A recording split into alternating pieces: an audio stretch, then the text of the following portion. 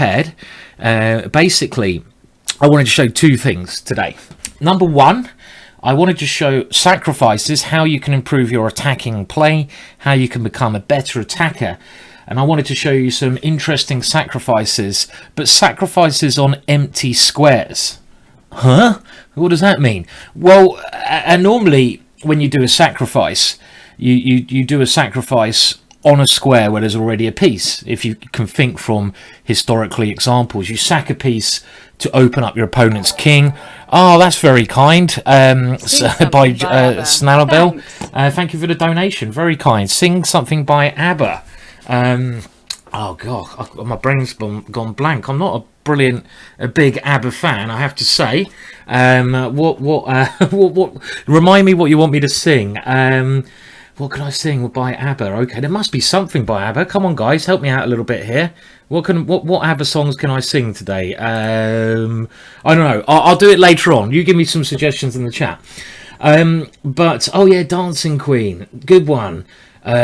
Dancing Queen, I don't know the words. I'm a dancing queen. There you go. That was that. I think that was worth your. I'm not doing any more of that. Don't get me singing any ABBA. This is a chess stream. It's not an ABBA stream. Come on, guys. Right. So what we're going to do? I'm just checking. I've got some things in place before we get started. So let me just. Joel has donated. I'm just going to make sure that is coming up. Thank you for the donation, of course. Very kind of you to do that. And I'm just going to change one thing here because it hasn't come up with your donations, and we want to show when they come through. So let me just do this. It only take a minute. A little bit of technical things, which I'm not normally very good at doing. I don't know. I mean, I've been doing streaming for ages now, and as you might have noticed, I'm trying to stream at a higher level of clarity, so you can see me again in a more clear way. Again, I'm not sure if you want to see me in a clear way, but you're going to have to. So let me just do this, and we get properly started with the show. So yeah, I've got some good examples, and the second thing I wanted to show you was basically it goes on. If you saw the last show I did, it was to do with basically patterns and remembering patterns, and we looked at specific patterns you can go for to try to get things like working well in your own games, to keep things simple. But what we're going to do today is look at specific patterns to do with tactics, and indeed to do with, like, you know, sacrificing on empty squares. And right, I think I've got everything ready here, and we can dive in to my first example. Someone saying they're hoping it's going to be another legendary stream where I get quite drunk. I don't think that's going to happen. This is going to be educational, and I'm also going to play a long play game with maybe one of you guys, someone in later on. So again, you can dive into what I'm thinking, and I can try to give you some advice there. Right. Anyway, so I've got an example here. And this is an example from a game between Kasparov, one of the best players of all time. I'm sure you've heard of him. And a guy called Nigel Short, who is one of the best players in England. I'm sure you've heard of him as well. He fought for Kasparov in the World Championships in 1993. So that was cool. I mean, that was great. I mean, I don't know how old I was. You can work it out yourself. But I was quite young. And I remember going along to watching that match. It was in London, and that was my first sort of I would say experience of witnessing like a really exciting chess match in a grand setting. And I went along, and the one day I went along, I took a day off school, skived off, was the one day when Nigel Short won. And obviously he's from England, so that was really, really good to see. So that was really cool. Really like that. Yeah, I mean, it's before we do start, I'd say it's been a bit depressing over in England and places recently. I mean, we had the terror attack probably in Manchester, so I'm sure our hearts go out to that. Roger Moore also died. I'm sure he had a good life though, so it's not so bad. Got a picture of me and Roger Moore I'll maybe show later, which you might have seen. And some annoying things for me, I've had to remove loads of stuff from YouTube or put lots of complaints in because people have been uploading all the GingerGM DVDs. So you know, which is not good. Basically, it doesn't help us, you know, try to make more DVDs if people are going to do that. But anyway, let's dive into the game. So, looking at the position, who is better and why? Well, white's better here, I would say, for a couple of reasons. Mainly, he has a pleasant space advantage. It was Nimzovich who first talked about this pawn here. I've highlighted the pawn on e5. When you have a pawn on e5 as white, so a pawn on the king side far into your opponent's position, as this pawn is, this is a great pawn to help you start an attack. And if you have a pawn, you normally want to start an attack on the king side, a pawn on this particular square, because later on this will help you cramp black's king side and give you a leverage to maybe put a piece on f6. So this is a little tip. When you have a pawn on e5, go for the attack, you know, try to get an attack. So this is one reason I like white's position. I also quite like the fact that this pawn's on b5. Even though it's a double pawn, it's a good double pawn.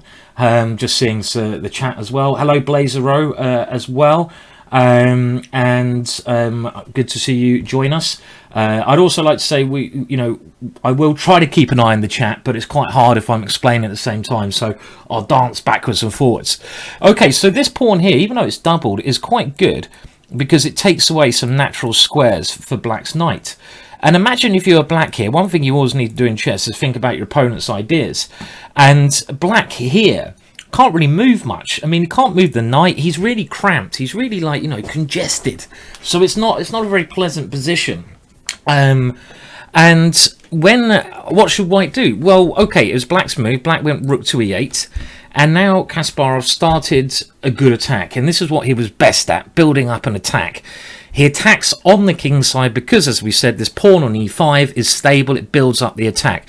So what does he need to do? Well, he needs to bring his pieces over to the king side and try to open up the black king. These are the two simple things that he's trying to do.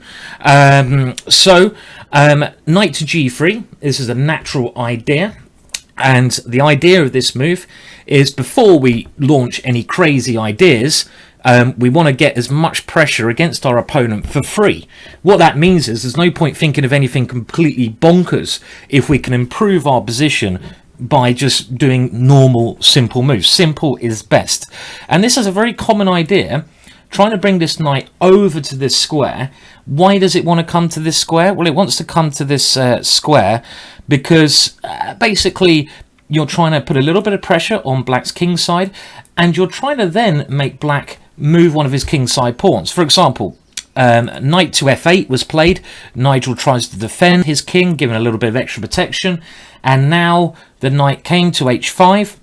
It dives into h5, and this is the kind of position where black now decided not to play g6. Now, when you move pawns in front of your king, especially when you're being attacked, you have to be very careful, because moving pawns in front of your king does weaken your king a lot. I mean, look at this. Now you've weakened f6 and you've weakened h6. Maybe white doesn't have an automatic way to take advantage of this, because knight to f6, you'd lose a pawn. Black just takes on f6. But if white maybe plays knight f4, you know what we're going to push now, don't you? What are we going to push now? Harry. At some point, this pawn will come in, and we've got a target to attack now, because moving a pawn in front of your king does often weaken your king's position.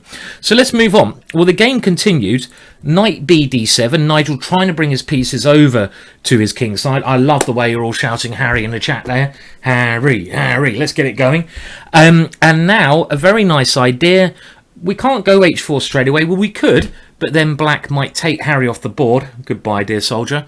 And there's no point doing that if we don't have to. So how can we prepare h4? Well, we just play g3 first. Why do we want to play h4? Because we want to use Harry, and this is an example of using Harry for two reasons. Number one, as a battering ram to try to weaken our opponent's king. This only works now because it's a closed position and we have time. We wouldn't be able to start doing this in a lot of other positions, but we can here. And also, after the pawn gets to h4, as it does, Harry, we have control of this square, g5. So Now we can use this square. Maybe a knight can come there, maybe a bishop can come to that square, and that's going to be quite good for us.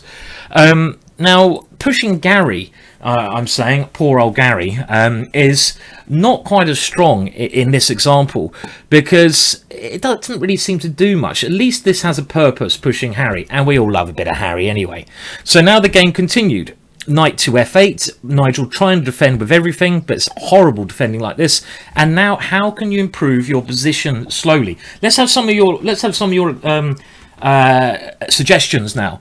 What suggestions? By the way, do you like the t-shirt today? Do you like the t-shirt? Do you like it? I must thank Aldo for making this t-shirt. We might start, I don't know, should we start selling these? I don't know. It seems a bit weird selling t-shirts with my name on it. I think that freaked me out too much if I went to a chess tournament and I saw a t-shirt with GingerGM on it. I think I'd be like, whoa, that's freaking me out. So I don't know, maybe maybe we will sell them, but it would be quite interesting. Okay, so let's think, how can you improve the position as white? We don't need to do anything immediately. We don't have to go crazy yet. We only go crazy when we've done everything we can to improve our position. So we have some suggestions. Well, I actually like is it Romaniac 666, and he's suggesting put the knight on g4. I think that's a good suggestion, Romaniac, but maybe this knight wants, as we say, to come to g5 as well. So you're kind of, I don't know if it's better on g5 or g4, but you've got the right idea. You're trying to find ways to increase the pressure. Now the move played, and this is a move that Jiri Kar found, so well done. Is it Jiri Kar? Well done for finding this one. Is king to g2. Now again, this may look like, why is he doing this? But it's a nice slow build up, because later on you might be able to now move your rook to h1 if the h file becomes open. Let's say we put a piece on g5 and we go h takes g5. This is just a very move. We're just increasing little by little. And again, the reason we can do this is because we're well aware that black does not have any active plans. If black had an active plan, we wouldn't be able to play so slowly, but we can here. And now black plays an error, but it's not obvious why. And he plays queen to d7, attacking this pawn. Now, I have, of course, been mentioning the slow build-ups, and that's all fair and good. But if you do see a way to break on through to the other side, much prefer singing that song, and trying to get a big attack that you think is going to lead to a win, obviously play the attacking move. So what do you think white should do now? Can white build up the position anymore? There is a pawn being attacked. Do we have to defend that pawn, or can we do something else? I think this shows just how clever this king g2 move was, because I think Kasparov was well aware that if Nigel played queen d7, which is very logical, it would make his position worse. So what Kasparov was trying to do was basically saying, I'm gonna tempt Nigel into playing a move that will make his position worse. Okay, so we have a couple of ideas. Now, one idea is to go knight takes g7, then go queen d2. Now, I'm not sure. Maybe this is okay, but I don't think this is really gonna do too much damage. I mean, it's okay doing this. This is certainly one idea, but I'm not totally convinced by this one in this manner. Maybe it's good, because actually what happened in the game was quite similar. So I think this is certainly an interesting idea, but I quite like this knight. This knight's a very good piece, and I don't really want to sacrifice it. That looked a little bit unclear. What other attacking moves do we have? So someone's suggesting the simple queen e2. Maybe that's an okay move. There doesn't seem anything wrong with that. What else do we have here? And, well, again, it looks like Romaniac has hit the right idea. Remember the name of the show was, well, what I was telling you, if you're paying attention, it was patterns, using the same patterns in the same games, and also it was sacrifices on empty squares. So basically, taking on g7 is a sacrifice, a normal standard sacrifice. It's a sacrifice on a particular square. But the move that was played, and it's a brilliant move, and it's a pattern that we're going to see, obviously, another great player remembered in the next game I've got, bishop to h6. Boom! Put that in your pipe and smoke it, Nigel.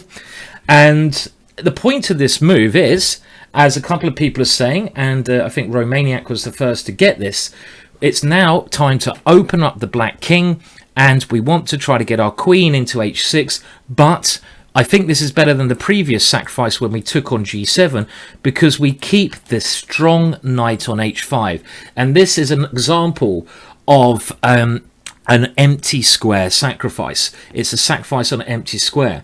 I would also love it if Nigel's in the chat. Put that in your pipe and smoke it, Nigel. And, well, of course, you have to take this bishop, because I'm going to take on g7 otherwise. And after you take it, then queen d2.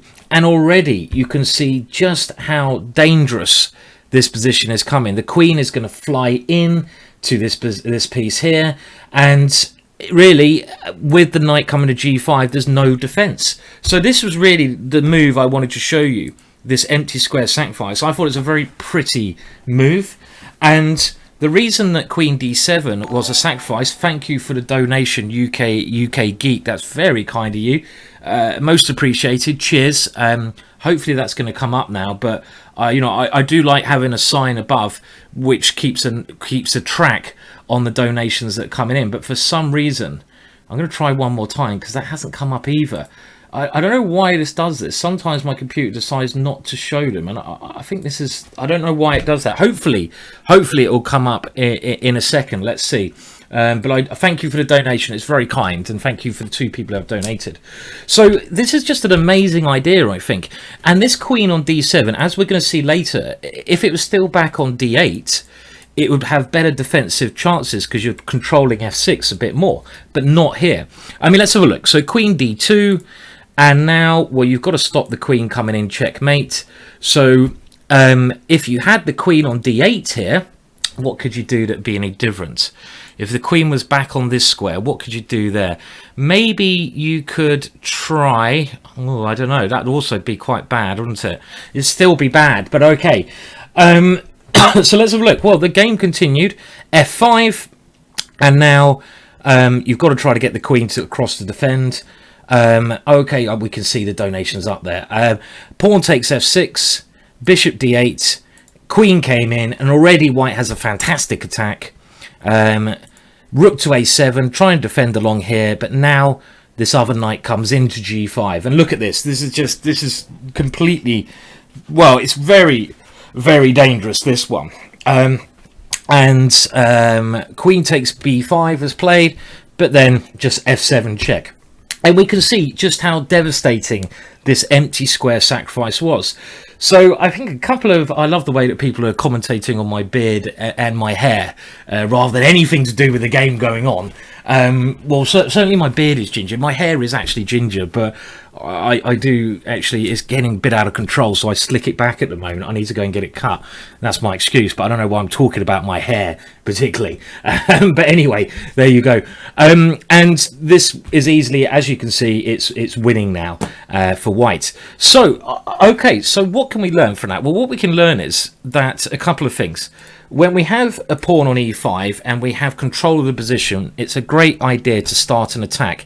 This maneuver of knight h5 is well worth remembering as a maneuver.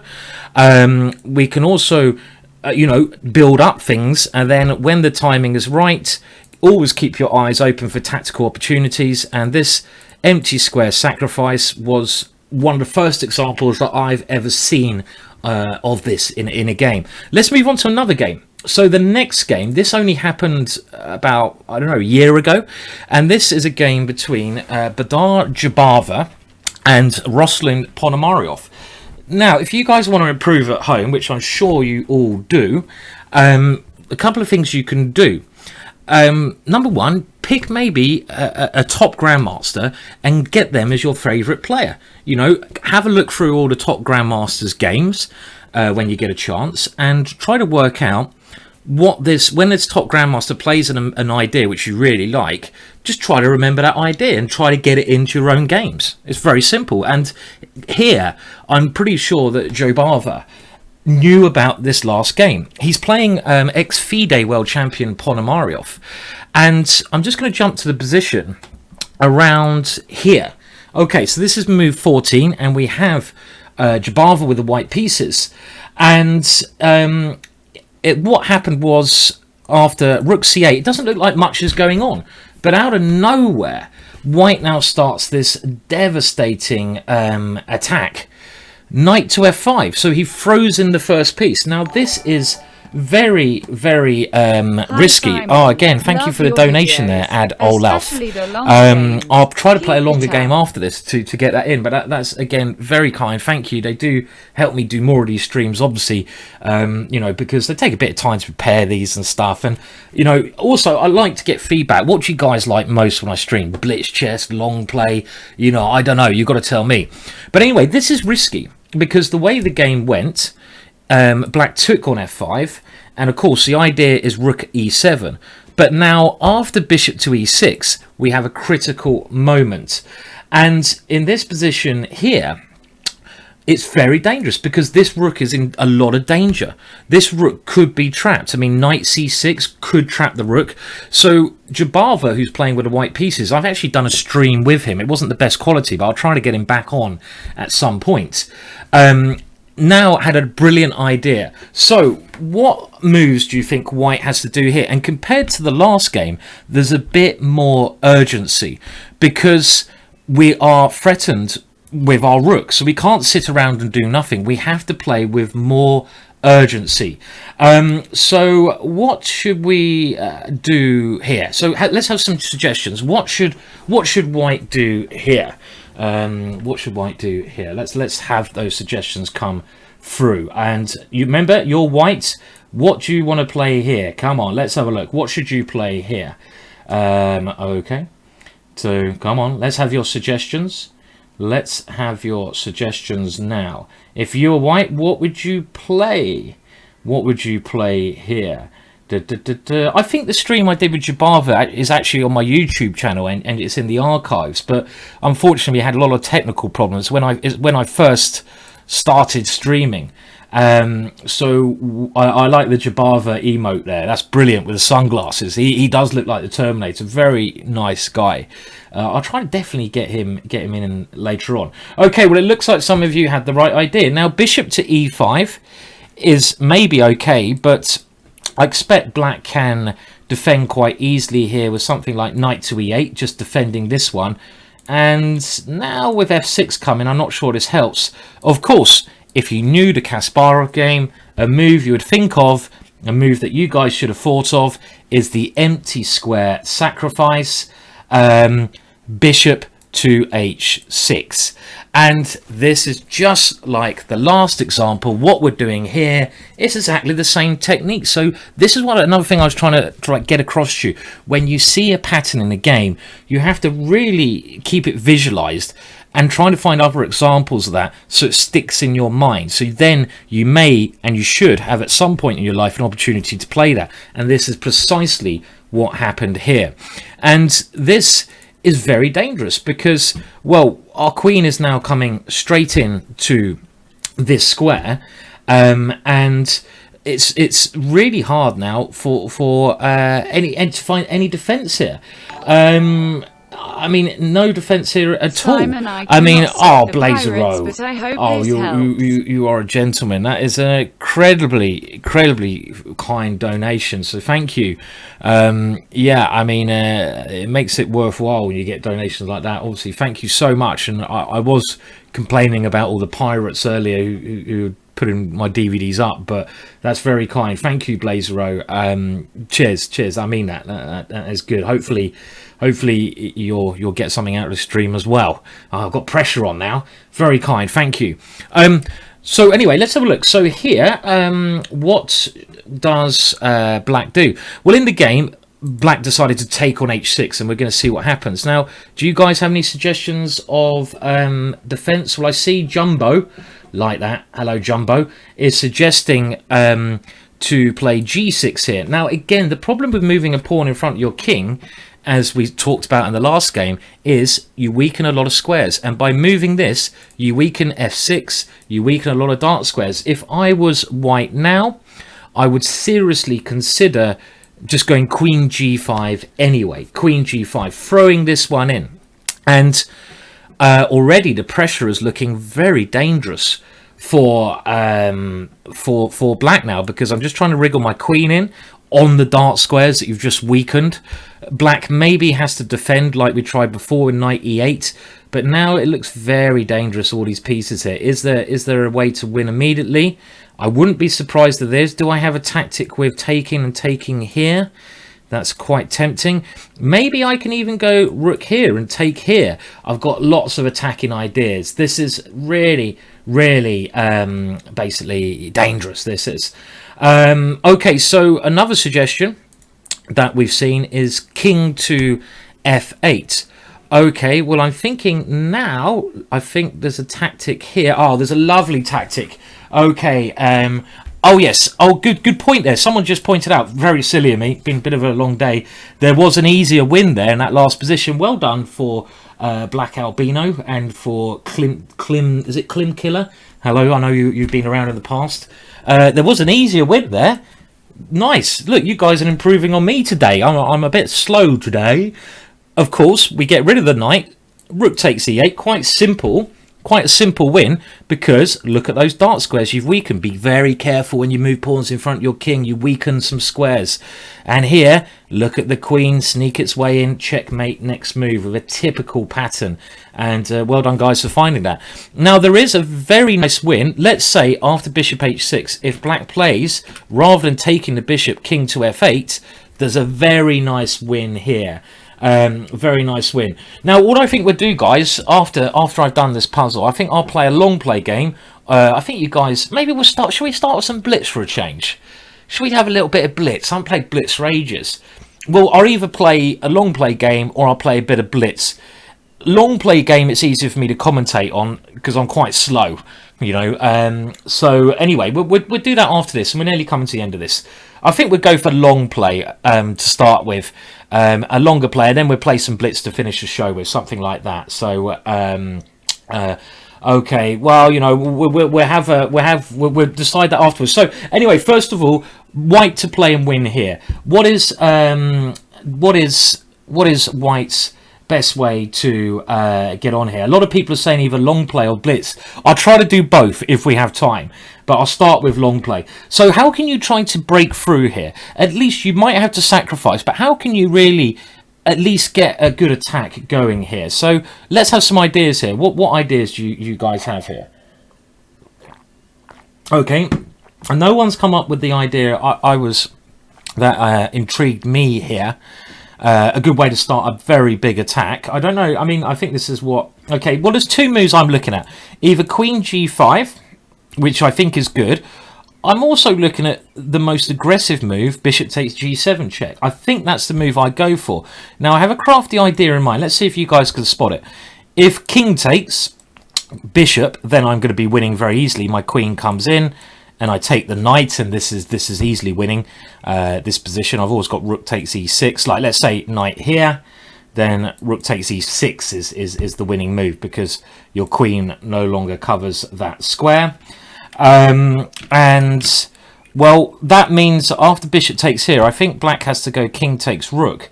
And now what about here? Bishop takes f6. And what is my idea here, guys, if black plays king takes f6? I think white has a way to win the game sort of outright here. I see Jumbo's asking for a simultaneous. Now, I think that's something I'd like to do in the future, but I don't know how to set up a simultaneous at the moment. That's not something that we've done. Oh, Saucy Pizza, first person to get this, and Vladuhar. I probably said that wrong, my apologies. Yes, there's a very nice way to win here. And the win is, I think we go for the queen h6 check first, because this forces black's next move here. And now, because we have the pin on the bishop, knight takes d5 check, and this is going to win the queen and win the game, because we're either going to take the queen, or if you take the knight, we do this. And this is probably something that, again, I think Jabbar had stored before the game. Now, the game continued. Pawn takes h6, and this, like the Kasparov game, allowed the queen to dive in.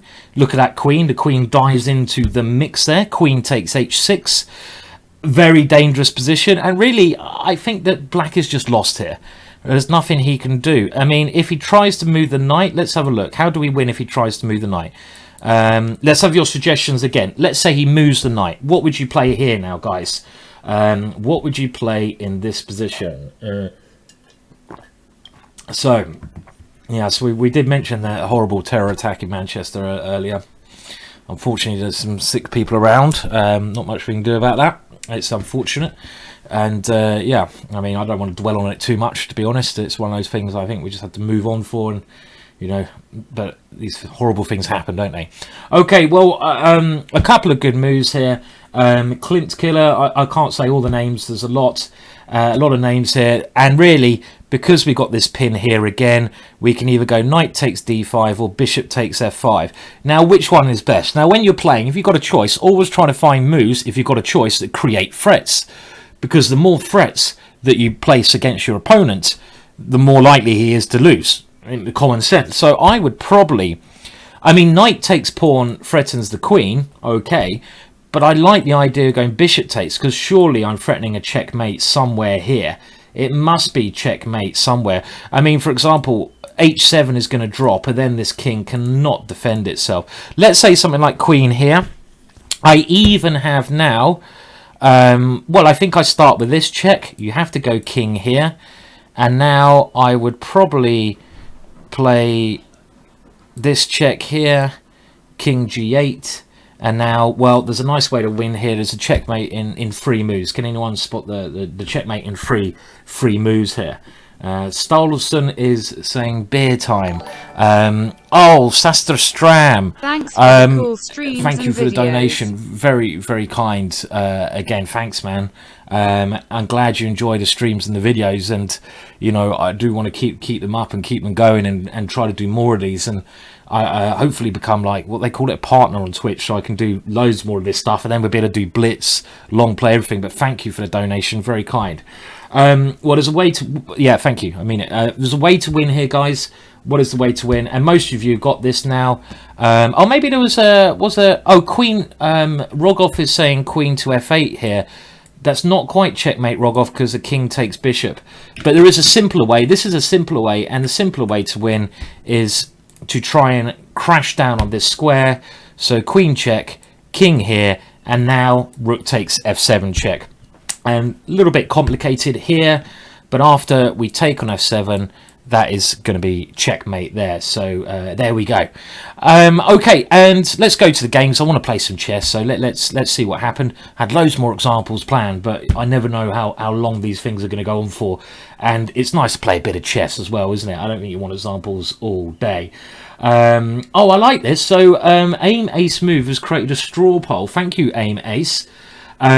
Which is giving the option whether you guys want me to play blitz or long play. So I don't know how these things work. I hope it's not going to link me into some something, you know, I don't want to see. So okay, so yeah, I mean, maybe answer that that poll there that has been put in the chat. I can't do a simul, by the way, because I don't know how to. I also can't. Well, I mean, yeah, so don't click simul, but click one of the other ones. Okay, maybe I will start selling this t-shirt. I don't know, at some stage. I'll get some more designs done and try to put them up on my shop to sell. Could be quite fun. But anyway, over to the game. So the game ended, basically, queen takes here. Black tried a desperation sacrifice. God, I've got a bit of ants in my pants today, meaning can't stay still today. I don't know why. And here we had rook takes c3, but this is desperation. The game ended. Check, king f8, queen takes f6, they're coming in here, rook takes d3, and now just pawn takes d3. And what is the big threat here? Well, the major threat is rook takes f7 check. This is the big threat. And rook takes f7 check seems to be, well, unstoppable here. Unstoppable. Okay, guys, well, look, I think someone's suggesting that I should get drunk and play chess. That has been done in the past, but not today. We're going to try to keep it a little bit educational today. Let's have a look at this straw poll. I don't know how we get an update, but people are telling me that it is basically looking like a long play game people have voted for. Okay, just to answer, Rope Stoop has suggested rook to a7 as defense. Now that looks like a good defense actually, because if I do play rook takes here, then you can go rook takes f7 and you're surviving. So what would I play here? Let's have a think. How would I win here? Well, one idea is to maybe get my rook to c8. Doesn't quite work. What is the best way to win this position? I'm sure this is winning. We just need to find the best way. Maybe just taking the rook and then going rook to this square or rook to this square is very good. But this does seem like a good defense, actually. Very good defense. I mean, another thing I could do, I could go rook takes e6, then check and take your knight. That's another thing I can do. But is there something even better here? Anyone want to suggest a even better move here? One that I could... Oh, well, you're not threatening to take my rook. Ah, you're not threatening rook takes e7 because then I go checkmate. The problem is here, if I go queen to h8 check here, black can go king takes rook, and I'm actually losing here. Oh, XK86 again. Thank you for the donations. Thank you for the donations.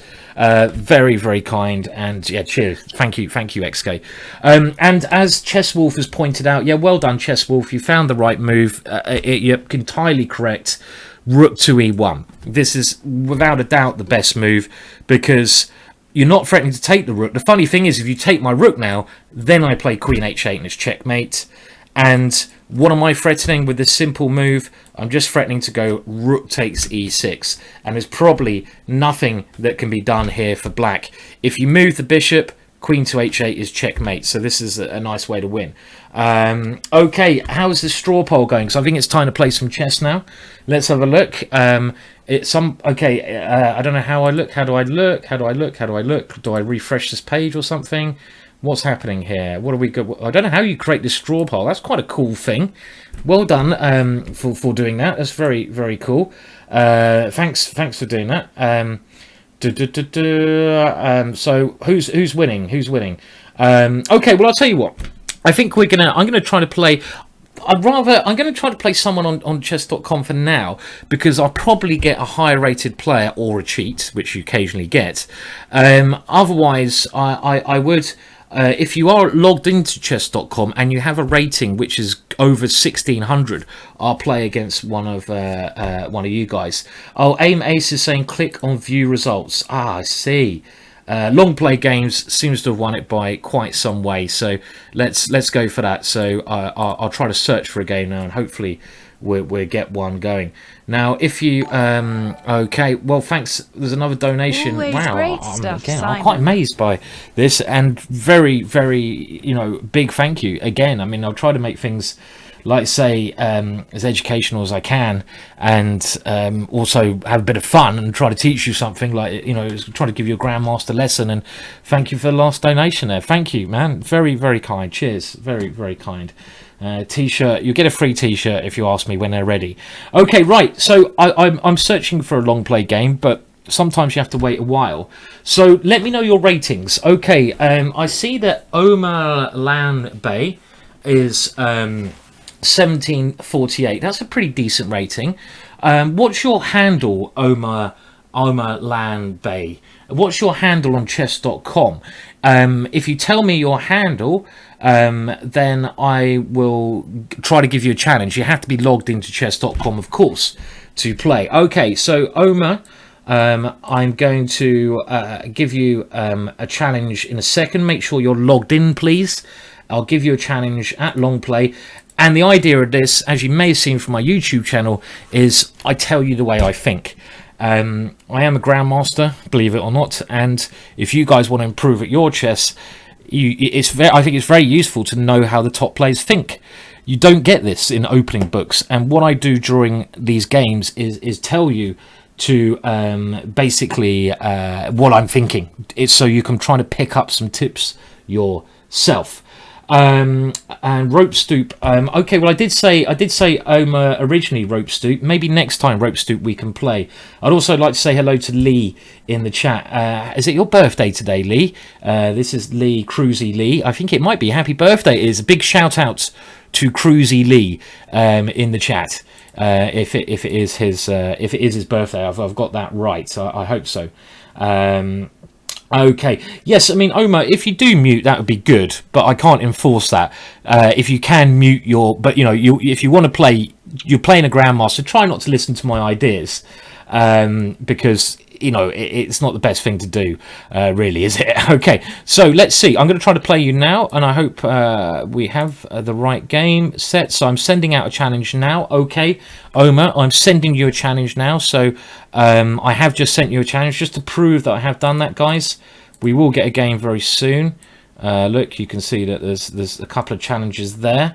Now, I'd also like to say, do we have a game? We do. Okay, good stuff. Let's go down to that one. Come on, computer. Okay, right. So what am I going to do? As I've said, is talk about my ideas in this longer play game, and this has proven to be very popular on YouTube, and it's proven to really, should we say, well, I mean, just to help you guys think like I do. Now, okay, first of all, when you're playing chess, you should have openings you're already accustomed to. Now, one opening I always play, generally, is the Dutch defense. I've played this now for 30 years. Can you believe it? Wow, that's scary. God, am I really that old? I've played this opening, e6 and f5, for 30 years. Now, one thing I'd say to you is when you're okay, pick one opening. Look, if you're really serious about improving, and if you're not that serious, you just want to have a bit of fun, don't worry. But if you do, I think everyone wants to get better at chess, don't they? If you want to play, chess at a better level, pick one opening as white, so d4, e4, or c4, or something like that. Pick one opening against e4, and pick one opening against d4. Now here, this opening, the Dutch, I've played all my life, and the reason I say pick one opening, because it's not necessarily the ideas at the start of the game which are going to help you improve, but when we get into the middle part of the game, the ideas in that part of the game, you're going to improve by playing the same opening. You're going to get to know all the ideas you need to play. You're going to get to know the pawn structures. You're going to get to know the pieces, the endings. I've said this many times before, but I think it's an important thing. So things will be second nature to you. You won't have to spend lots of times in your games because you'll know the right plan from experience. So that's why I say play basically, one opening. And okay, so what we're going to do here, my opponent is fianchetto. Now, this is one of the best ways to play against the Dutch, because the bishop strikes down here. And the reason this is a good idea is that it stops me from playing b6 and bishop b7. And one of my problem pieces in the Dutch is often this bishop on c8. This bishop on c8, because I have 1, 2, 3 pawns in the way. But the way I always play this is I always go bishop e7, and I'm going to castle next. And then you have to decide where you place this pawn on d7. And the way I play this, I always put this pawn on d6. So I'd say this is stage 1. And if you're trying to learn an opening, I would say do it in stages. So know what formations you're going for and call it a stage. So I'd say this stage I'm going for here is stage 1. Now, of course, if my opponent does something I'm not expecting, we might have to, try something. We have to adapt to that, because chess is a game of two halves. But let me put stage 1 into motion. So I'm going to castle, and if my opponent doesn't do anything drastic here, like let's say e4 or d5, if he does something like that, whenever your opponent plays a pawn that creates a tussle, that creates a situation, you have to change your ideas, because you can't go ahead doing the same thing if there's a tussle in the center of the board. So if he plays one of these moves, I have to change my plan, but otherwise he's played the normal move, knight to f3, so I'm going to do stage 1. And this is stage 1, and this is the so-called classical Dutch. And I've had this position thousands of times, and that's why I know precisely the plans I do here. We're going to get into the middle game now. That's stage 1. That's pretty much the opening. Now, there's a lot of moves here. There's 3 main moves. A5 is a line I called the Old Faithful. Knight to e4. is, I think, the best move, and queen to e8 is the most popular move, because this queen often tries to come over here in order to start an attack. So what move shall I play? I'm either going to play a5 or knight to e4. Now I'm going to stick with what I think is the best move, and that is knight to e4. Now, it was actually Giri. I was talking to Giri about this. You might be able to catch it on the interview I did with him in Iceland, Anish Giri. And he was actually saying, look, he actually was saying really good things about this Dutch. He was saying to me, oh, I really like your Dutch. I think it's a very good opening. I think it's very positionally well-founded. So I thought that was quite cool. Now, okay, now why have I played knight to e4? Now, I am a little bit more cramped than my opponent. Hopefully you'll agree, because I've only got one pawn sort of in the center. My opponent has two, and you can see my pieces are more cramped. Now, when you're more cramped, what you should be trying to do is exchange pieces off, because that gives you a bit more space. And another thing that's very important with this move is that I've given myself the f6 square for my bishop, and this is a very important idea, because the main thing you're trying to do in this classical Dutch, the main reason I've put the pawn here is to play the move e5. This is the move I want to play. I want to play e5. I get two pawns in the center, and then my bishop is slowly clearing the path. It's like, you know, it's snowed in, there's been a storm, we get the shovel out and we get the pawns out the way. Now, this is still theoretical. A move you have to watch out for from white is white playing e4. I actually had this against Alexei Shirov. e4 is a main idea. Now, I know this position because I've played it so many times. The best move here is knight to c6. Why have I played this? Well, I told you the main idea in this opening is to play e5. This is the whole point of the classical Dutch, to play e5. You want to play this move. So I can't play it straight away, but my opponent has played this move, e4. He's playing like Shirov at the moment. He's playing like one of the best players in the world, Alexei Shirov. He's played e4. Now, you have to be very careful here, because if I took on e4, this is a horrible mistake. My opponent would take with a queen and just try to picture that position. Why is that bad? I'll show you afterwards, but this pawn on e6 becomes really weak. But the whole point of this opening is to play e5. Now, aim ace move is saying basically why not bishop f6? The reason is aim ace. I want my rook to keep protecting this pawn here. I want my rook to have a free reign, so I want to keep my rook here. So I'm quite happy now because I've got my move e5 in. I've had numerous games against this. I think that's quite funny. Stalston is saying he is Shirov. Well, if I'm playing Shirov, I'm in a bit of a predicament because he is a great player. Okay. Well, rope step, we'll have a look at the other moves after the game because it's quite hard to look at them now. Rope stoop, the point is, just very quickly to answer your question, if my opponent had played d5 last move, which is a good idea, then my knight would have come to this square, and I try to target these weak pawns. Now, my opponent's played d5 here. I've always considered this to be a slight mistake on white's part because I think it's better for him to try to open the position up. Because now, after my knight moves, I want to think where you always want to think of the best potential for your pieces. Now, where does that knight want to go in the future? I probably want to get that knight to c5, don't I? So I've got two ideas here. I could go b8, a6, c5. And because the positions become closed, and I mean closed because the pawns are getting locked. They're like, you know, hands. Look at the pawns. They're like that. They're kissing each other. I could do that. So because when the position becomes closed, you have more time to maneuver. But the other thing I could do here is to try to pressurize my opponent's weak pawns. And this is a more proactive move.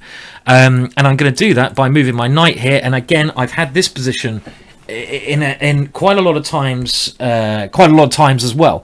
Now my opponent has a good move there which he didn't play. His best try I think was c5, but he's gone for knight to d2. Now here, as a rule, I have two areas to attack on now. I can either attack over on this queen side here, because my opponent has weak pawns there, so I could try to, let's say, target this one, b6, bishop a6, or because I've got 2 pawns here, which is the idea of the opening, I could try to start an attack there. Now, I'm always thinking about what I'm worried my opponent might play. Now, one thing my opponent could play, I'm not sure if I'm worried about it, but he might play f4 here. He might play f4.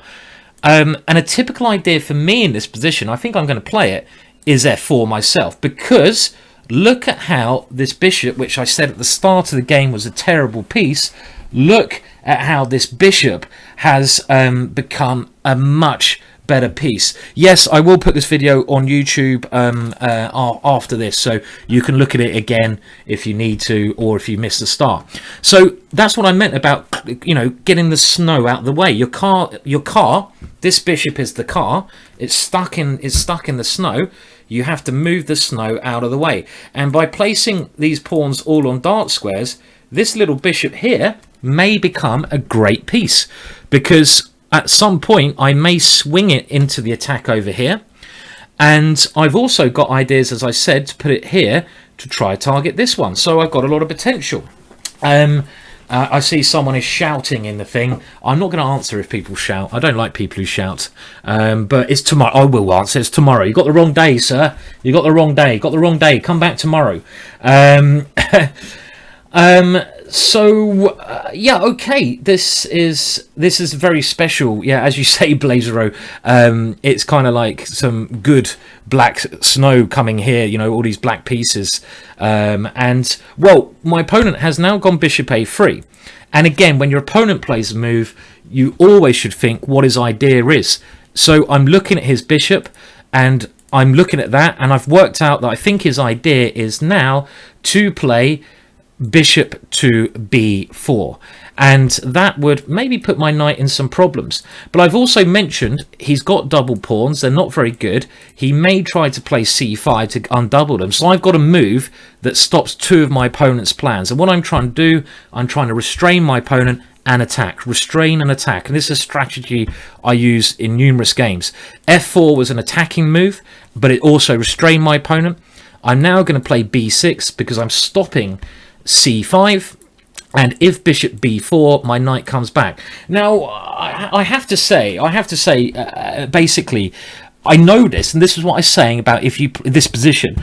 If you play the same openings, you will master those openings, and you'll know even positions and plans to do in the middle game. This is clearly the middle game, and as you can tell, I know exactly the ideas here. I know exactly what I should be doing, even for the next 10-20 moves. I know, for example, that this queen will want to come over here, because then my queen can attack on that area of the board. I can also know that I can even swing the rook over here. This is another aggressive idea, because I can try to checkmate here. All of these ideas I know. I can maybe, even if I want to change plans, go for this one, but I don't think I'll do that because I like my bishop on this diagonal. I'm going to try, look, rather than attacking on the queen side, some people might want to do that. It's personal preference. I want to attack on the king side, because if it comes through on the king side, it's checkmate. If I win something on the queen side, it's only a pawn. So that's why I'm attacking on the king side. But I also know, and I don't want to be nasty to my opponent, that this position is very, very good for me. Very, very good. I mean, maybe strategically winning. Now, my opponent has played bishop b4, so how did b6 stop that?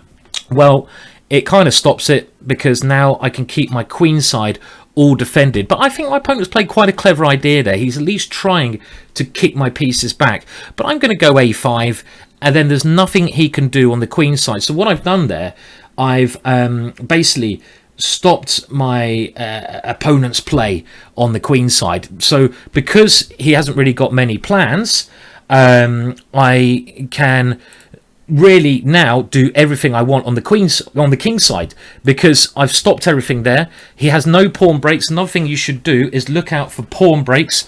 Always make sure you've got pawn breaks played. Now, my opponent has sacrificed a pawn here, which I'm not too scared about, but maybe he was worried so badly. Now, I have to say hello to Killian as well. Killian is suggesting f3 in that position. Maybe, Killian, that was an interesting idea. I'm kind of thinking that I like my f-pawn, and I want to keep that one. That's going to be a key attacker later on. Now, okay, so here, what do I take with? I mean, I think everything is tempting. Even taking with the D pawn's tempting, because then I have this square for my knight. But positionally speaking, you want to take towards the centre. So, I don't know. That is one way to do. Now, I could take with this pawn and he'd have to come back. But then my knight looks pretty stupid. So, maybe I should go knight takes here. Then his knight might come into this square. I have f3 then, which should be very annoying for him. I'm kind of liking the look of taking with this pawn, but it's not a very positional move. I mean, I could go takes bishop a3, knight to d6. I could go for that. I mean, my pawn here is weak. You know what? I don't believe... I mean, this is an interesting move. I think this is a good try for my opponent. He's trying something. By the way, I don't want to take on g3 yet because the threat is stronger than the execution. And I want to keep that pawn there because I want to keep options either taking on g3 or playing f3. I want to keep this option alive. I don't want to commit to making a decision quite yet. I'm not worried about my opponent taking on f4 because he will weaken his king massively then. My rook will come in. But anyway, let's deal with the threat in hand. What do I do here? Okay, so... Okay, let's have a look. So if I take here, bishop a3, knight d6, nice square, but e5 is weak. So can my opponent then go knight to f3 and try to attack this one? So I need to calculate this. I have knight to c4 and bishop to g4, but this pawn is a bit annoying. I don't know. I think I want to keep this pawn here. I'm not sure. Knight takes...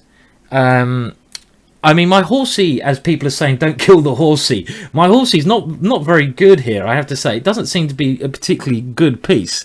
I mean, I could go knight take. Let's have a look. Knight takes here, but then my queen side opens up. So that's also double-edged. My opponent's come up with an interesting way to try to do something here. I don't know. It's very hard to know what to play. B takes, I gain a tempo. Is that tempo any good? I don't want to leave myself with this knight here. I don't want to play b takes. This is then, where's that knight going? You've got to think of all the potential of your pieces. So it really is between knight takes and d takes. Now d takes, maybe it's okay. I just feel like I'm a bit worried about this pawn. So let's have a look. D takes here, knight d6, knight to f3, knight here, queen to b3. In that position, and then can I stabilize my knight there?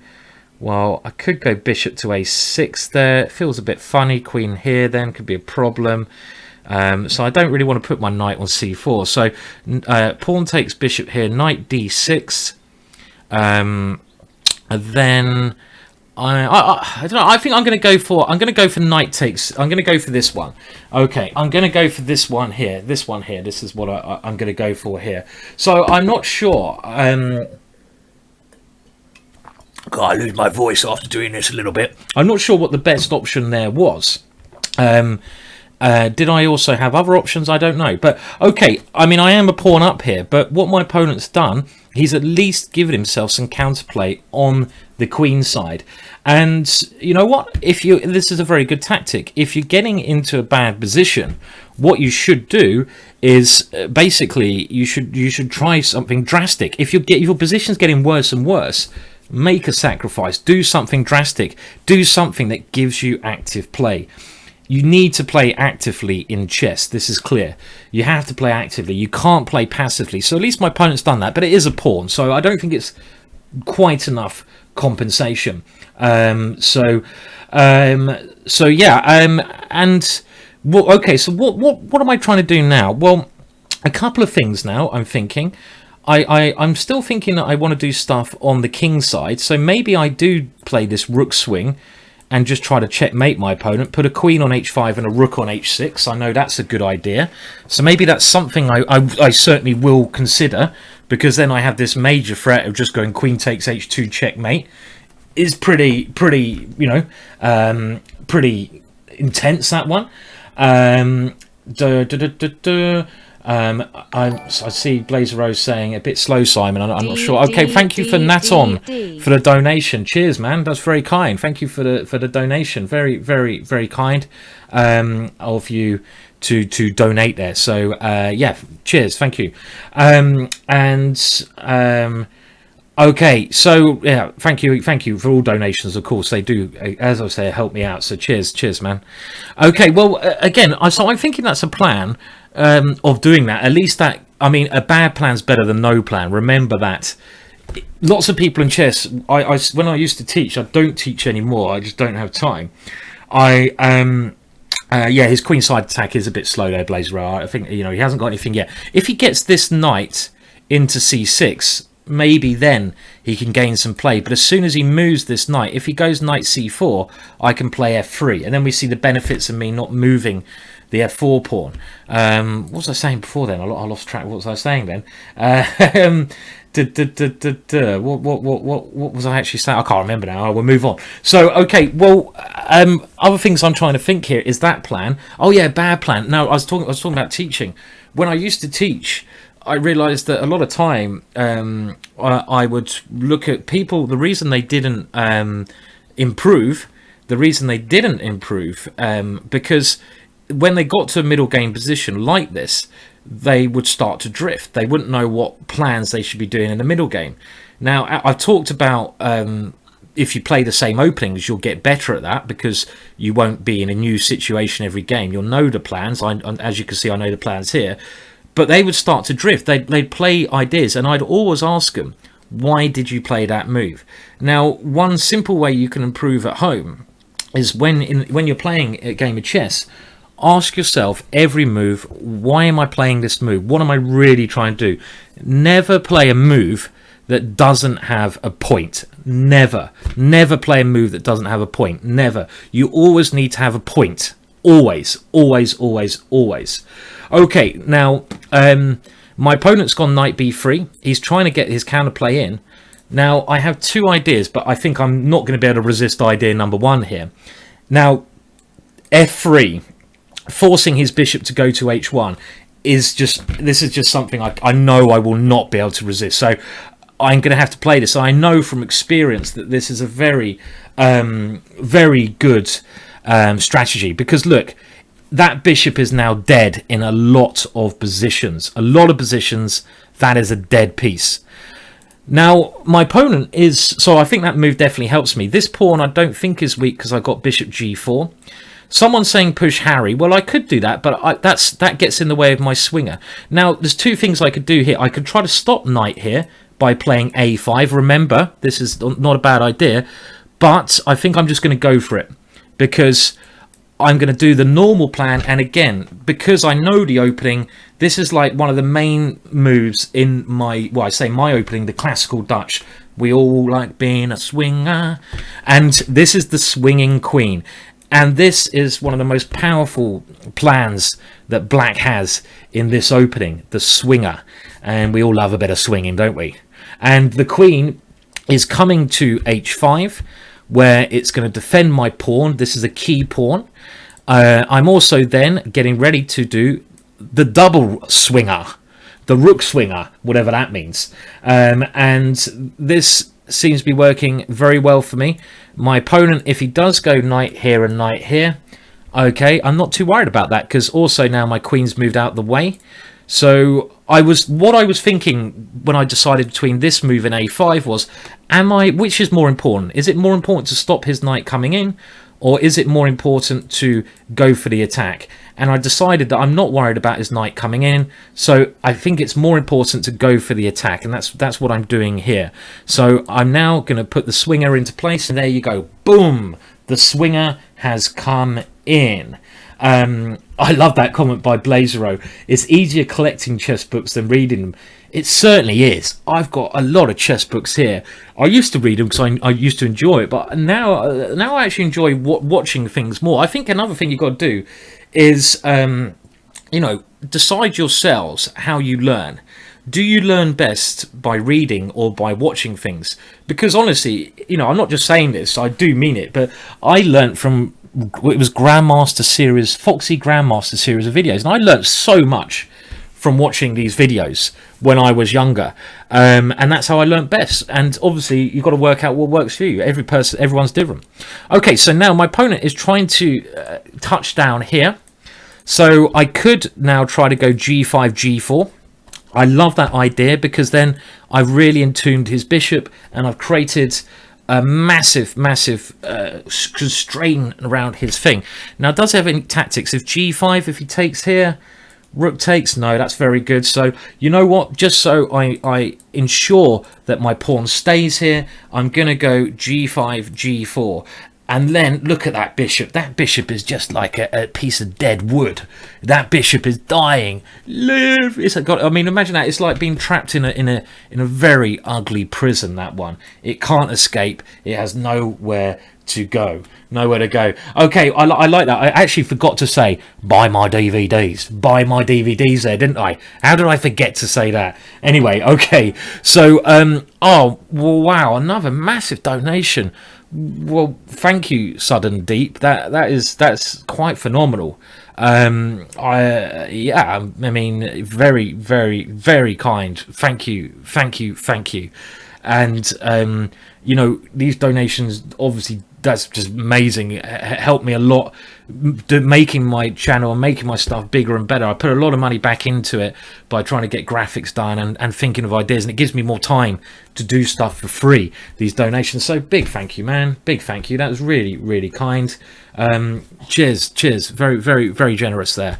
That donation. That's all I can say. Whoa. Okay, anyway, back with the game. So look at this bishop. This bishop is dead. It's absolutely dead. And now, I remember I said this plan right from after stage 1, right from the opening. I told you about the double rook swinger, and it actually looks that this plan could really give me a very, very strong attack here. My opponent can defend with knight to f1, when I've got to think of a way to break through then, but I still like the idea of this rook swinging around. It looks very, very strong here. Maybe what I will do then, let's just think. So that knight is his defensive piece. He wants to get his knight here. So if I get a chance here, maybe I'll go bishop g5 and try to take off his only defensive piece there. And I mean, should white sacrifice on f3 here? I think he only gets one pawn. Basically one pawn there. Yeah, if he does sacrifice on f3, so I don't think it's enough to do that. My next move is certainly bishop g5. I'm just thinking this rook swing idea is always going to meet knight here, so it maybe doesn't quite win entirely. Can I? You know what I'd love to do in this game? I'd love to do the treble swing. So imagine I get my queen here, I get my rook to h5, and then this guy comes over to h6. It's like a train. All the pieces lined up to kill. A good idea from second best move. And second best move is saying that I could try bishop a6 to get rid of that knight. I was thinking exactly along the same lines as you there, but then I thought he had c4. Well, what's happened here is another thing that I find a lot of people do. And that is they get impatient. And a way that I've defeated a lot of players, a lot of lower rated players, is simply, why is that doing that? Is simply by not doing anything special. I keep the position in a way. If you're playing someone lower rated, I've mentioned this before, you don't always need to do something special. You can literally sit there and wait for them to go crazy. You give them opportunities to do something which might make their position bad. And I think here my opponent was in such a mess. His position really didn't look like that great of a position. He's gone for this, but it's a bit of desperation, I'd say. He wants to win the f3 pawn because then his bishop can get out of jail. I'm not going to let him win that. I'm going to guard it, and I have this move, bishop here, to guard it. I mean, next move, my bishop is still coming to g5, and I still have this typical idea of bringing the rook around to h6. And all of these ideas I've had before in previous games. I haven't actually done anything particularly special. I just know the opening incredibly well and incredibly deeply. And that has helped me basically achieve what I've got here. Well, my next plan, like say bishop g5, then I'm probably going to get the rook to h6 and just try to get the finish to this whole plan in. and it's quite funny. It seems like Charlie. We had last time we did a stream 2 days ago. We had a guest appearance in here in the stream. We have a cat here who stays here called Charlie, and Charlie is a ginger cat. And I'm just wondering if Charlie the ginger cat, who I've just seen, is just looking at me now. He's just come in the house, is thinking about making an appearance on the stream. So I don't know. Will he be tempted to join in the stream again? I hope so, because he's the real star of the stream. But we'll wait and see. Charlie. Okay, we'll wait and see anyway. So, okay. I love that. Lee saying, Simon, you need to write a book, Harry the H-Porn. Is it actually your birthday today, Lee? I think it is, isn't it? So I think it is your birthday. Hello, Charlie. Okay, so anyway, back to the game. My opponent has played H4. He's trying to block me up over there, but at some point I'm going to certainly try to break through his blockade by taking on H4 of my bishop. Now, does that work now? Well, if I do that and I take with the queen at the end, he goes bishop takes F3. So we need to do calculations. Calculations tactics is a big percentage of the game. So let's have a look at that. Both our times are getting a bit low. My backup plan, I'll talk about that in a minute, but we don't need to do that yet. So, okay, so if I take on H4, takes, queen takes, bishop takes F3, do I have a good move there? Hello, Charlie. I can't see a way to win that one. So what I'm going to do now, what I'm thinking is I don't need to do anything drastic. Break on through to the other side. I love that. Great song, great band. Because when you've got a good position, you only do something like that, tactical, if you're guaranteed it wins. You don't need to do anything silly. Here, what I'm thinking is, well, what's the only piece not doing something? It's my rook here. There's two things I could do. I could try to take the open file, but I actually think that I want my rook to come over here. Second best move. What's happening with these lovely donations today? Thank you so much. Second best move. That is, you guys have been incredibly generous today. So I really, honestly, deeply do mean my thank you. So cheers, man. It's incredibly kind, and I'm going to be doing more of this. And another one, Gartholomew, thank you for the donation, is asking when is Tiger's DVD coming out. I actually got back a rough edit of the Tiger's DVD today, which is the next DVD GingerGM are doing. It's on the modern opening, Tiger's Modern. So I'm hoping at least within a month you'll be able to buy it, but maybe shorter. Okay, so I'm going to go Rook F7. My plan is to go bring my last piece to the king side, and then I want to play bishop takes H4. Now, I didn't put my rook on F6 because it would block my bishop. I want to keep the opportunity of this bishop, but I want to bring in my last piece to the attack first, this rook. Yeah, I mean, very kind donations. I mean, really gonna keep these ones coming. Cheers guys. I mean, very kind. Okay, my opponent now is trying to run away. So now I could certainly consider bishop takes here. So bishop takes, pawn takes, queen takes, bishop takes F3, rook to F8, bishop takes here, rook takes F2 check, king E1, queen to H1, queen F1, queen takes F1, checkmate. Another donation. What's happening, guys? You guys have gone mental. Well, I mean, cheers. Cheers is all I can say. Yeah, thanks, man. Digital Animal, thank you, another one, cheers. All right, I don't want to lose on time. This is crazy today. I'm gonna have to give you guys a lot back now with all these donations. I'll tell you what, I'm gonna stream more, and I'm gonna do more videos for you guys, because you're really making it possible for me to do that with these donations. Right, okay, so the line I was calculating, sorry, I've got sidetracked. By the way, bishop G5 is also very strong here. I don't know what's happening, Darth Thinner, but it's bloody good. And it feels good. Thank you.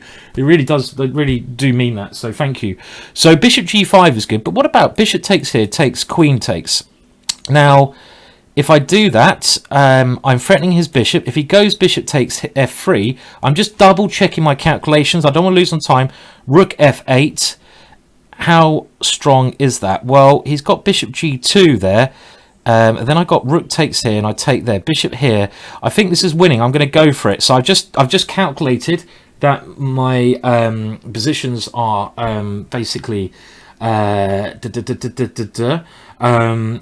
I mean, one thing I will do, I'll have a look at doing a sim against you guys. That won't happen today because I need to work out how to arrange that, and we might need to do some planning in advance. But you can always email me, by the way, guys. Another one. I learned another one. Today, What is going on? Thank you so much. 666. Keep on streaming. Not sure that's a good number, but thank you, Roop Stoop. Cheers. Well, I'm glad you've learned something. That's what I'm trying to do. Hopefully the stuff I'm doing does actually help you. But obviously, you know, the stuff you're giving back to me helps me do more of this. So that's what I'm trying to do. This is crazy. Okay, so he's taken here. And now I'm going to go for my calculations. So queen takes h4. And I'm threatening his bishop. I think he's only got one move here. Because otherwise that is pretty much going to be checkmate. Now the reason I played this, I mean, bishop g5 was strong. And that was probably winning, but I saw a way, Sastra Sam, to break through immediately. And I thought I worked out that this position, well, careful where I move that, is going to lead to checkmate or complete demolishment of his position. So I saw one winning line, and you don't need to, if you see one winning line, you don't need to try to work out another winning line. One is enough. And the point here is that he has a disaster ready to happen on f2. And unless I've miscalculated, but I double checked my calculations, so I don't think I have. I don't think I have miscalculated. This seems to be working very, very well, just to try to break through here. Another one. Thanks what is going on? GM Scuzzball, 11:55. I raise a glass of orange juice to you, orange squash. Cheers. I mean, I will, after this, go over the game and try to give you a real good insight into this Dutch. What I'll do, maybe then, to really help you guys out, I'll tell you everything I know about this knight e4 move quickly, so you guys can actually maybe give this opening a go, and that will hopefully help you. But again, thank you for the very generous donations here. Okay, so my opponent has now moved here, but this I thought was very bad. Because I simply have rook takes f3, and as you can see, basically I'm now got my piece back, and I'm also threatening a lot of things. I think this is probably game over here. Side Chess Delia is saying, careful that stuff, Simon, it taxes the liver. Well, I certainly, hello Chess Side Delia as well. Nice, I'm glad you can join the stream. I certainly know other things that tax the liver more. Let's just put it like that, shall we? Which I have been known to do. So it's probably better than anything else at this moment in time. So I'm going to have a bit more. I've got a bit of a bad throat today. Okay, and I think this is probably game over now, isn't it? My opponent's running out of time. Things have seem to have gone quite smoothly. Now, I think I will take with the rook because that will give me an almighty discovered check. If he moves his queen, f2 is one of the problem things here. Did I have a better move, someone was saying, instead of rook f8? Queen to h1 check. Did I have that? Did I have queen h1 check? We can have a look at that in a minute. Let's finish off the guy first. So I'm just thinking now. I've got a bit of time. Did I miss something there? Instead of rook to f8, I'm actually going to look now because I'm intrigued. Oh, he goes bishop takes queen. Bishop takes queen. There's nothing going on there. So okay, right. Well, let's finish this game off. Obviously, this is quite easily winning. There may have been other ways to win, but the thing is, I know even Magnus Carlsen has the same as this. Magnus Carlsen does this in some games. If he sees a win, he will play the win. And thank you for the game there, Omar. Now it's very kind. Thank you for the game. That seemed to work very well. And basically, if you see one win, you don't need to look for other wins. The only time you look for other options if your position is not in a winning stage. So that was the only time. So okay, well, let's go through the game and look at some of the critical moments from the game. Thanks for the game, Omar. Very pleasurable to play you, and I'll try to in the next stream play more of you guys. probably what I do, I keep the stream. I mean, I'm only billed for an hour and a half today, 2 hours, and that's what I was gonna stick to, because I've got a big thing on I'm doing, which I think you guys will really like, and I need a bit of time to do that. And now I've got some donation, I put that into this idea. What I need to get, just to give you a little glimpse into what I'm trying to create, these donations, well, a couple of things I'm trying to do with them. I'm trying to save up for a new computer so I can stream at better quality and do more things. I'm also basically trying to, well, let's just say I want to get a comic book artist. Okay, you can use that. I'm not going to give away what I've got, but I need to hire a comic book artist to create some very good comic books. So I need to do that. If you know one, let me know, but I haven't got quite enough for that. I also need to well, there's loads of things I need to do. I need to get an editor, so this is going to go towards that. And I think this stream, I'm not going to go on too long today, because I need to get cracking with these other things, and it will be worth it. Now, if you're interested in contacting me about any of this, we're always looking for artists, I am, and people like this, then do email me, and my email address is simon@gingergm.com. Okay, bye Blazer Row. I'm glad you could tune in, and thanks for the donation, Blazer Row, as well, and thank you everyone else. So yeah, I'm just going to type my email address in here. You can all send me emails. I try to look at as many emails as I can. I don't always get a chance to read them all, but I give it a go. So a video editor, we've kind of, yeah, I mean, we've got someone new starting for us who's very possibly on video editing, but we're always looking for, so just give me an email, and if there's anything you can do, videos or anything like that, artists, that's the kind of thing we're looking for, because we've got some cool ideas which I need to get working with. Anyway, let's go back to the game. I got lost track there. So right, now going back to stage 1 in the game, this is stage 1 here. I'm not going to look at other setups that white basically can play against the Dutch. And of course, if you're going to learn this opening as black, and the way I play the Dutch, let me just explain. I go e6 here rather than f5, because I also play the French defense. And the reason I don't play f5 and move 1 is because it allows basically white a number of moves which I find quite annoying. And for example, bishop g5 is one move I find incredibly annoying, and another move I find annoying is the Staunton Gambit with e4. All these moves. Now, what I play e6 because if my opponent does go e4 here, I can go d5, and I quite like the French defense as well. And yeah, Detroit Leprechaun is also saying another line I don't like as well. The Staunton Gambit is indeed quite a good gambit, a rope stoop as well. Yes, that is also a good one as well. But okay, the line that my opponent played is what most players as white play. So this is the key position. Now, stage 1 I've talked about. I get this kind of development in. And now I talked about there's 3 moves here, and knight to e4, I believe, is the best move in the position. By the way, goodbye Jobius as well. Thank you for tuning in. It was very kind of you. Now, I think the best move for white here is actually to take this knight, but this is quite tense. And now you need to know a little bit of theory, taking here. And here, I think white's best move is knight d2. I have to defend this pawn, so this is all quite forcing. I go d5, and this is kind of a key position. Now, generally, if white plays slowly here, I'm going to go c5, knight c6, and get a lot of play. The main line is if he goes f3, and this is one line that is quite complex, and I suggest here in my DVD that you take on c4. And we try to pressurize this, and this is okay. So this is what you should do as black.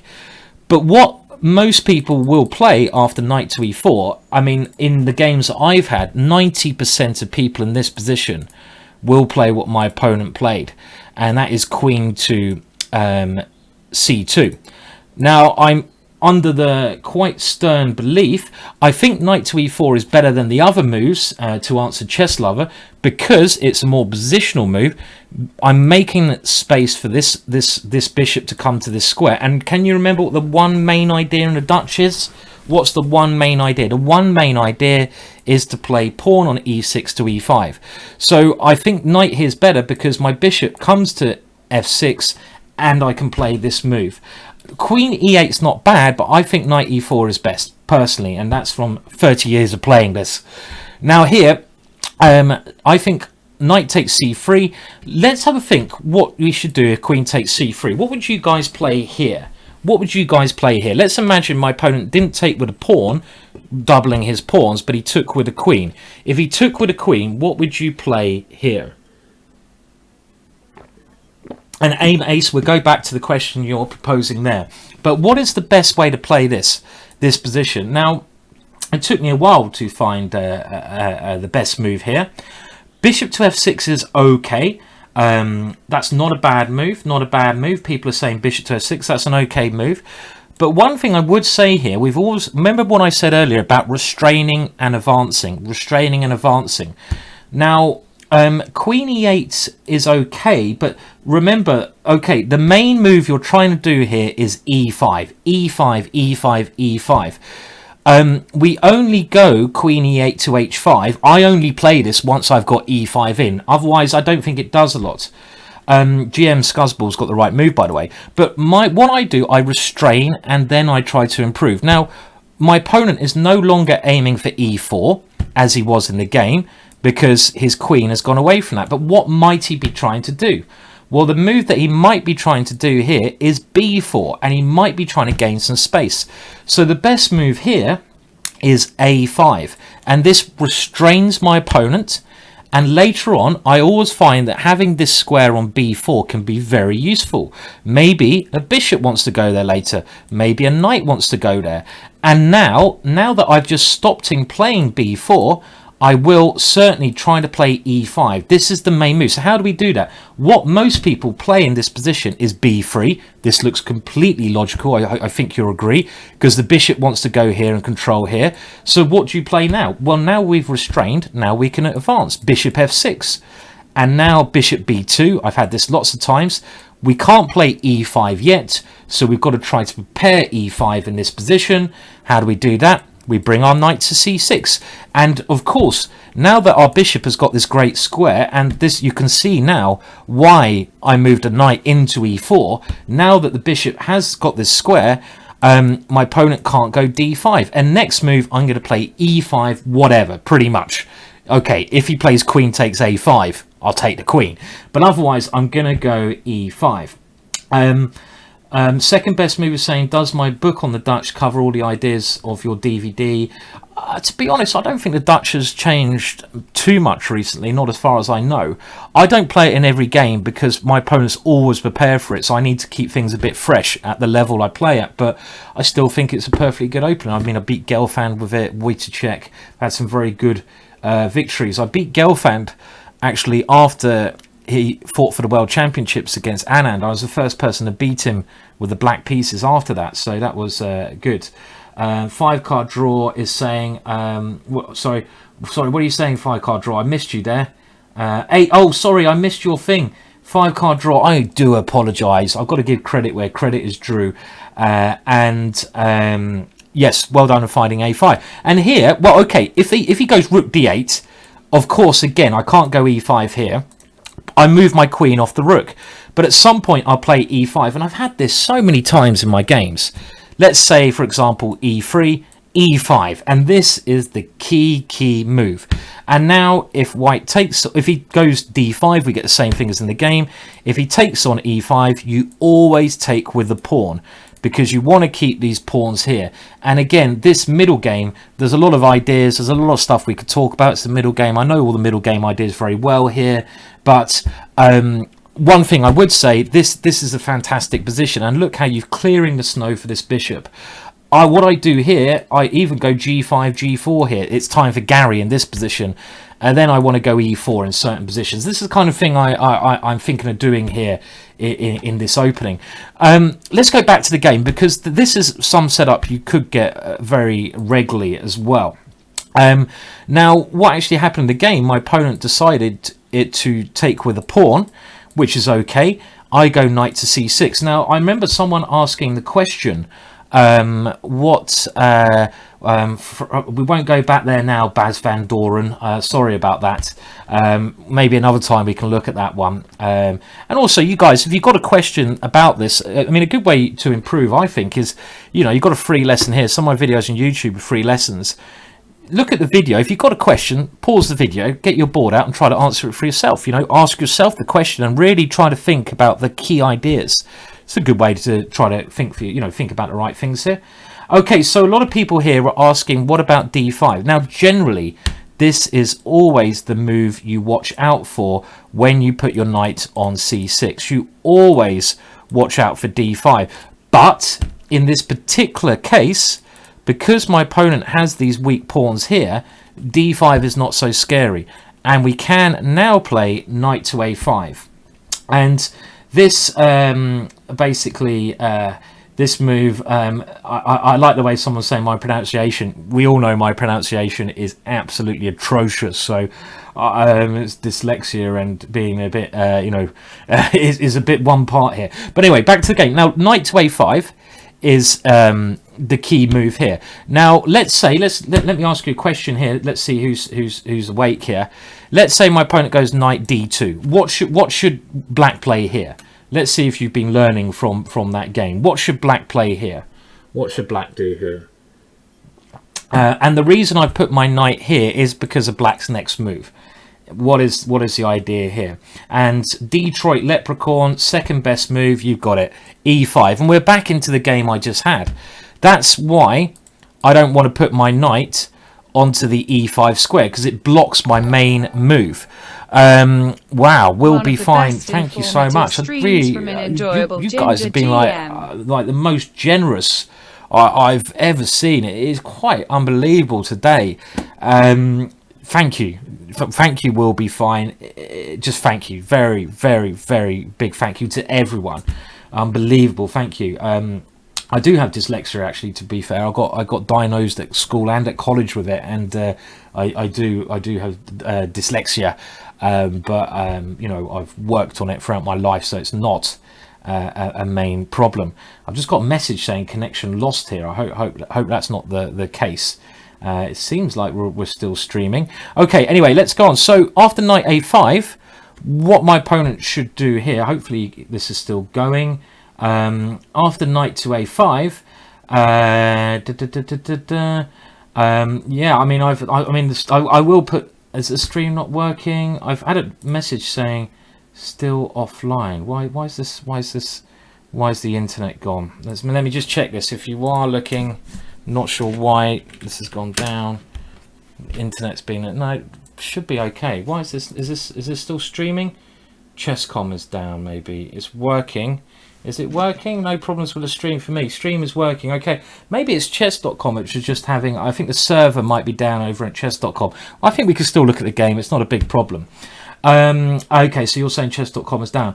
Okay, right, it's still working. Okay, so another thing here I just wanted to say was, if white plays one of the key lines here, the only key line is queen to a4. This defends and attacks. And now the line that I think you need to know here, I think b6 is correct. And let me get this right. I need to remember my... oh yes, pawn takes e6. This is the one key line. And here there's a very interesting sacrifice. Bishop takes e6.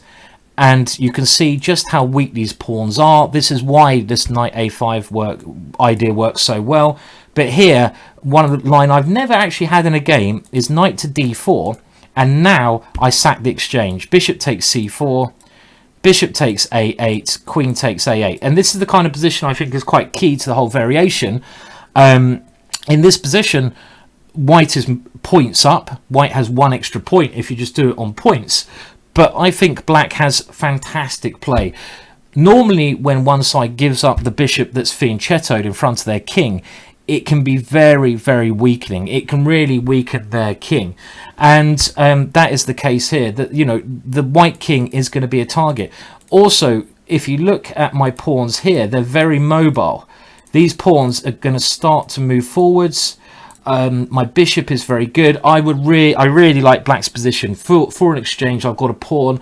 I think this is great compensation. Maybe this is the key line, but it is certainly black who is attacking here. This knight might come into c4 later, which would be a great square for that. And this is quite a good line. Now in the game, very quickly, we will go. I don't think there was really much more I haven't mentioned in the game, to be honest. The one thing to remember is, this is another rule, when white plays e4 in this variation, you never take on e4. You always try to avoid this. Now, when I first started playing this opening, I'm giving you the benefit of experience now, is I used to play this kind of position sometimes, but this is horrible because you have no counterplay and you have this horrible weakness on e6 positionally. This is really, really, really, really bad, and this is the kind of thing you must avoid. So this is something you always avoid. So the one thing to remember is that when white plays e4, you have to meet this move ideally with what I played.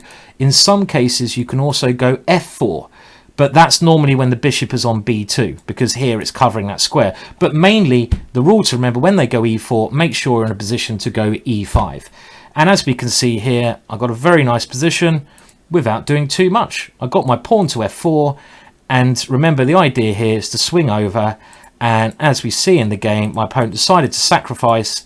He lost a little bit of patience, but around here I basically think that black is really just winning here. I don't think there's too much more to say. Black is certainly winning in this position. And I think, you know, that is the end of the long play game. So I hope that was useful. It seems like you guys like that. I'll try to keep these coming because they do seem to be quite good. I mean, one thing Rope Step is saying Nakamura used to play Dutch. Geary thinks it's playable. But, I mean, the thing is, I think another thing that people have got to remember, is it playable at top level? Well, look, I think it is. I honestly do. I have played it at top level, so I do think that. But is that also relevant always? Top level? Are we, even if we're IMs, GMs, are we always going to... We're not playing Magnus Carlsen every game. As long as we play an opening that we really understand, even if it's not considered a main opening, then... basically, I would say it's okay. It doesn't matter if it's not a main opening. It doesn't matter if it's got a bad reputation, as long as you know it very, very well. If you know it very, very well, that is key. That is key. That's just the most important thing. If you know it very, very well, then you're going to know all the ideas. Look, I knew exactly what I should be doing here. So, you know, that's the main thing. Get to know one opening very, very well. You can only do that by playing, by studying that opening all the time. Okay, now, as the internet is well, the connection of chess.com is down, I think we'll finish the show with maybe a puzzle. I will stream more often. I do have to finish it today. I'm already running a little bit over on what normally is it was due to only be an hour and a half stream, but I'll make it up to you guys because you've been so generous today by making sure I keep doing these YouTube videos and getting all this other stuff done. That will help you. It will be free. If you go to my YouTube channel, there's loads of free stuff there that will help you in this way, so go and check it out. It's all free. Obviously, if you want to learn the openings in more detail, you can buy one of the DVDs. They're reasonably cheap, downloaded, and the Dutch one does go into this in a lot. Now, okay, let's finish with a puzzle, shall we? Get you guys involved as well. The only thing missing as well is Charlie. Charlie, he didn't decide. He's gone to the bed instead. He thought he'd have a little sleep instead of coming and joining in over here. Oh, well, what can you do? It's the cat's life, eh? Right, so... let's have a look. What puzzle are we going to go for? Oh, I can't even go there because it's actually chess.com's gone down. Oh no, it is working just very slowly. Let me just see if I can refresh this, and I'm hoping it won't mess up the whole. It's very, very slow at the moment. sometimes happens. Okay, I'll give it a little refresh, and we'll see if that helps restart. Otherwise, we might have to call it a day, guys, I'm afraid. Okay, Cruzy Lee is trying to make a joke there. I better not respond to that one, Cruzy. Okay, well, I've lost the game now. Typical, hey, that's not good. Right, look, unfortunately, a little bit of server connection. I've gone a little bit over. I think I will finish the show here. I'll save the material I've got until next time. I'll put this up on YouTube, so if there's anything you want to ask, I'll try to answer your question on YouTube. So go there, check out the video over on YouTube, and this will go over all these details again. I'd like to finish by just saying a massive thank you to you guys. You've been unbelievably generous today, so really big thank you. I will pay it back to you, I promise. And yeah, just quite blown away actually, so thank you. And I'll keep going it. These t-shirts are not on sale at the moment, but they will be, because a lot of people are actually asking about them, so we'll certainly make them available at some point. Maybe some more funky designs. I've just like I said at the start, I've just got this nightmare image in the head that I turn up at Torrent one day and I see my face on loads of t-shirts somewhere. It's like a reoccurring nightmare or something, like something out the Aphex Twin or something like that. Oh dear. But anyway, I generally do these streams. I'm trying to do them more often, at least twice a week nowadays. I do educational stuff like this, and then I sometimes do some crazy stuff as well, which, you know, so we try to do lots of different things. Right, but anyway, guys, thank you so much for tuning in. Thank you for everyone who's donated. Thank you for everyone who's just joined in the show. And do check out my YouTube channel. You'll see more stuff there. And thank you for all the lovely comments as well. And remember, YouTube channel, there's more of my stuff there. I'm not sure. Let me see when I'm due to stream next. I'll let you guys know now. I've actually got a diary now, which, you know, but the funny thing was, the other day I was speaking to my friend who has an office job, and you know, I do a lot of work preparing these and do loads of other stuff, but my friend who does the office job, I didn't even know what month it was. It was unbelievable, because, you know, I have a diary now, so I know what month it is now. Okay, so the next stream, apparently, well, there's nothing in the Sunday. Well, I'm definitely doing one on Sunday, but I'll try to fit one in before then. So I'm doing one Sunday, so go and check out Sunday the same time. I'll be streaming then again as well. But anyway, I better go and get some dinner now, and then I've got this other work to do, which I will do. But remember, do email me if you're a graphic designer or you're a comic book person, and we'll maybe try to get some business done. I've got some cool ideas which we might be able to do. Yeah, I don't even know what month it's in sometime. I do now, though. I do now. We're in the 5th month. March, April, May. Yeah, okay, don't test me. All right, cheers, guys. Thank you so much for watching. And until next time, I hope you all have a lovely night. Good night to you, and goodbye for now. Bye for now.